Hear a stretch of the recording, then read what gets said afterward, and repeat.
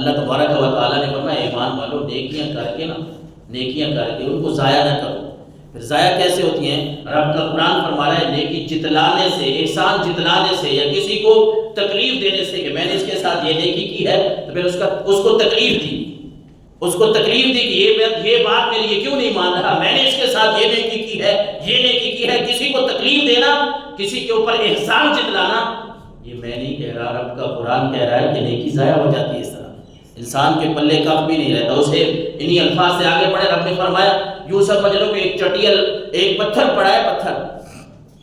ایک سفید کلر کا پتھر پڑا ہے، اس کے اوپر تھوڑی موٹی گرد و غبار جمی ہوئی ہے، یہ اس کی آیت کے اگلا حصہ ہے، اور جب بارش کے چند قطرے اس کے اوپر پڑتے ہیں نا تو وہ گرد و غبار صاف ہو جاتا ہے۔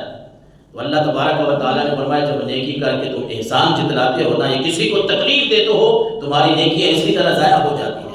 اللہ تبارک و تعالیٰ نے اس آیت مقدسہ میں بھی فرمایا کہ اے نبی آپ کے صحابہ، یہ نیک لوگ وہ ہیں جو اللہ کے راستے میں مال تو خرچ کرتے ہیں، ثم لا يتبعون ما انفقوا منا ولا اذى لهم، یہ کسی کو پھر تکلیف نہیں دیتے، اذیت نہیں دیتے، لهم اجرهم عند ربهم، اللہ کے پاس ان کا اجر ہے، رب ان کو اس کا اجر عطا فرمائے گا، ولا خوف علیہم ولا هم يحزنون، یہ نہ تو ان کو دنیا میں کوئی خوف ہے رب کی طرف سے، نہ آخرت میں غمگین ہوں گے۔ حضرت علی المرتضیٰ سے پوچھا اس حضرت عثمان کے بارے میں کچھ باتیں بتاؤ۔ آج جو لوگ یہ کہتے ہیں کہ وہ نمبر حضرت علی المرتضیٰ کا تھا خلافت کا، لیکن حضرت عثمان غنی نے لے لیا۔ تو ان لوگوں کے لیے یہ بات ہے کہ حضرت علی المرتضیٰ سے جب پوچھا گیا تو حضرت عثمان غنی کے بارے میں کچھ بات بتاؤ، ان کے بارے میں تمہاری کیا رائے ہے؟ تو حضرت علی المرتضیٰ نے فرمایا وہ ایسے شخص ہیں، حضرت عثمان ایسے شخص ہیں جن کو مالائے اعلیٰ میں یعنی آسمانوں پہ فرشتے بھی ان کو ذو النورین کہہ کر بلاتے ہیں۔ تم اس شخص کے بارے میں مجھ سے پوچھتے ہو جن کو فرشتے بھی ذو النورین کہہ کر بلاتے ہیں، تم اس آدمی کے بارے میں مجھ سے پوچھتے ہو جن کے نکاح میں حضور علیہ السلام کی 2 صاحبزادیاں آئیں، تم اس آدمی کے بارے میں علی سے پوچھتے ہو کہ علی کیا کہتا ہے جس کو سرکار دو عالم صلی اللہ علیہ وسلم نے زندگی میں جنت کی ضمانت عطا فرمائی ہے۔ حضرت عثمان غنی کے کسی ایک پہلو کو لے لینا، بہت ساری باتیں ہیں، ایک پہلو پہ بہت ساری باتیں کی جا سکتی ہیں احادیث رسول میں، تاریخ الخلفاء کی اگر ہم بات کریں اس کے حساب سے، لیکن کچھ ایسی باتیں ہیں جو ہماری تربیت کے لیے ہیں۔ اس طرح آج کل اگر ہم معاشرے کی بے راہ روی اور بے حیائی کی بات کریں تو یہاں حضرت عثمان غنی رضی اللہ تعالیٰ عنہ کی وہ واقعہ اور وہ حدیث مبارکہ جو مسلم شریف میں 6209 نمبر پہ ہے، میں سمجھتا ہوں کہ ہمارے نوجوانوں کے لیے وہ مشعل راہ ہے کہ سرکار دو عالم صلی اللہ علیہ وسلم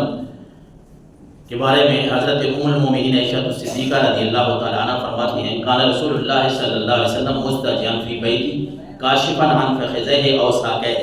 میرے آقا علیہ الصلوۃ والسلام ام المومنین فرما رہی کہ حضور میرے گھر تشریف فرماتے میرے حجرہ مبارک میں، اور ہوا یہ کہ آپ صلی اللہ علیہ وسلم کی ٹانگ مبارک سے، آپ کی پنڈلی مبارک سے کوئی کپڑا تھوڑا ہٹا ہوا تھا۔ گھر میں بندہ بے تکلف بیٹھا ہوتا ہے، گھر میں بیٹھنے کا انداز اپنا ہوتا ہے، اس میں کوئی حرج نہیں ہے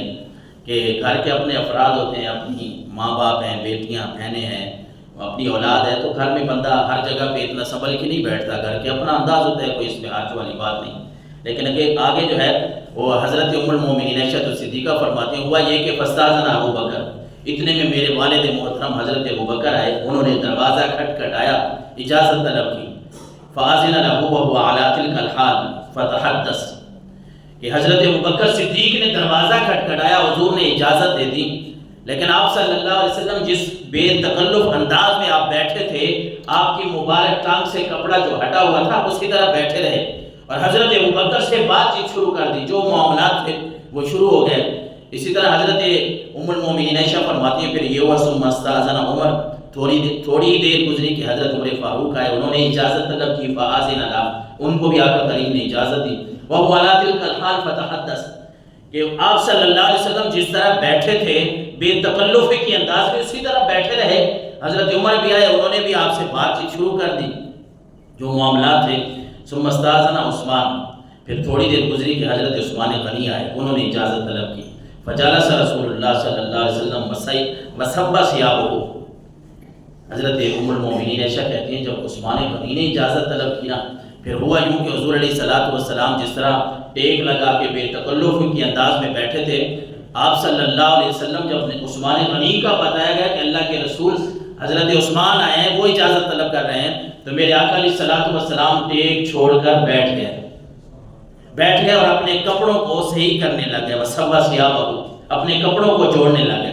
فلما خرج قالت عائشہ، جب یہ محفل ختم ہوئی، حضرت ابوبکر صدیق، حضرت عمر، حضرت عثمان غنی چلے گئے، تو ام المومنین حضرت عائشہ نے سوال کیا، ظاہر ہے آپ حضور علیہ السلام کی زوجہ محترمہ بھی ہیں، اور پھر آپ کے والد محترم بھی آپ کے پاس آئے ہیں، آپ صلی اللہ علیہ وسلم کے پاس، تو آپ صلی اللہ علیہ وسلم بے تکلف بیٹھے رہے، تو بیٹی ہیں ان کے ذہن میں تو یہی ہوتا ہے کہ میرے باپ آئے ہیں، حضرت عمر بھی آئے ہیں، تو آپ اس کی طرح بیٹھے رہے، لیکن حضرت عثمان غنی آئے تو آپ اپنے کپڑوں کو درست فرما رہے تھے، اس کی آخر وجہ کیا ہے؟ پھر حضرت ام المومنین نے یہی سوال کیا، دخل ابوبکر فلما تحتش له ولما، تو بات یہ ہے اللہ کے رسول حضرت ابوبکر آئے، آپ اسی طرح بیٹھے رہے، حضرت عمر آئے، اسی طرح آپ بیٹھے رہے، ثم دخل عثمان، جو ہی حضرت عثمان غنی آئے، فجلست وسبیت ثیابک، اے اللہ کے رسول آپ بیٹھ بھی گئے اور آپ اپنے کپڑے جو ہے وہ درست کرنے لگ گئے، اس کی کیا وجہ ہے؟ میرے آقا علیہ السلام نے جو جملے ارشاد فرمائے نا، وہ ہمارے لیے مشعل راہ ہے۔ حضور نے فرمایا الا استحیی من رجل تستحیی منہ الملائکہ، اے عائشہ بھلا یہ تو بتاؤ جس آدمی سے فرشتے بھی حیا کرتے ہوں اسے میں کیوں نہ حیا کروں؟ جس آدمی سے فرشتے حیا کرتے ہوں، عثمان تو وہ آدمی ہے کہ جن کے حیا کی یہ مشہور مثال ہے کہ فرشتے بھی ان کا حیا کرتے ہیں، تو میں محمد کیوں نہ ان کا حیا کروں؟ آج جس ماحول سے ہم گزر رہے ہیں، ہم اپنے اولاد کے اوپر کڑیے حیا کے بارے میں چونکہ روایت آئی اس بارے میں بات کرنے لگا ہوں۔ زہر والدین اپنی اولاد کو سنبھالتے ہیں، لیکن جو آج کا ماحول چل رہا ہے اس پہ ہمارے لیے ضروری ہے کہ ہم اپنی اولاد پہ کڑی نظر رکھیں۔ بہت سارے ایسے واقعات آپ کے سامنے ہمارے سامنے آ رہے ہیں، سوشل میڈیا سے ہر بندہ وابستہ ہے کہ بے حیائی اور بے رحم روی جو ہے وہ کہاں سے کہاں تک جا رہی ہے، لیکن ہم اپنے ماحول کو درست کرنے کی کوشش کریں، اپنے گھروں کو درست کرنے کی کوشش کریں، اپنے بیٹے اور بیٹیوں کو، خصوصاً یہ موبائل کی جو وبا آئی ہے جس سے بچنا ہمارے لیے مشکل ہی نہیں ناممکن ہوتا جا رہا ہے، لیکن ہر بندہ اس بات کو سمجھتا ہے کہ ہم مسلمان ہیں، اور مسلمان جو ہے سب سے پہلی بات ہی مسلمان کی شرم و حیا ہے اور ادب ہے۔ اگر ادب انسان کے اندر سے چلا جائے، حیا انسان کے اندر سے، اللہ کے نبی نے کیا فرمایا؟ اگر حیا چلی جائے جو مرضی ہے کرتے رہو۔ بہت مختصر سا جملہ ہے اور کتنا بڑا ہے کہ اللہ کے نبی نے فرمایا جس کے اندر سے حیا چلی جائے نا، پھر وہ جو مرضی ہے کرتا رہے، یعنی اس کو پھر کوئی آڑ نہیں نظر آئے گی، اس کو کوئی دیوار نظر نہیں آئے گی، اس کو کوئی پردہ نظر نہیں آئے گا۔ جس کا حیا چلا گیا وہ یوں سمجھ لیں کہ دنیا میں بھی تباہ و برباد ہو گیا اور آخرت میں بھی تباہ و برباد ہو گیا۔ حیا اتنی بڑی، اور پھر سوشل میڈیا پہ اتنی بے باکی آ گئی ہے۔ میں پڑھے لکھے لوگوں کی بات نہیں کرتا، اکثر طور پہ جو یوٹیوبر بیٹھے ہیں وہ ہمارے نوجوانوں کو ایسی بے ادبی اور بے حیائی کی طرف لے کے جا رہے ہیں، یعنی بے باک بنا رہے ہیں، بے خوف۔ پہلے یہ ہوتا تھا کہ ہم گفتگو سنتے تھے، ہمارے بڑے ہمیں گفتگو جو سناتے تھے ہمارے بڑے، وہ ادب کے اوپر زور دیتے تھے، حیا کے اوپر زور دیتے تھے، اور پھر لوگ جو ہے وہ محتاط رہتے تھے باتوں سے۔ اب اتنی بے حیائی اور اتنی بے ادبی، یعنی جو سمجھ لیں کہ اس کی کوئی حد نہیں، ہم اس کو بیان نہیں کر سکتے، لیکن حضرت عثمان غنی رضی اللہ تعالیٰ عنہ کی حیا کا یہ عالم ہے کہ فرشتے بھی ان سے حیا کرتے ہیں، اللہ کے نبی صلی اللہ علیہ وسلم بھی ان کے حیا کا احترام کرتے ہیں۔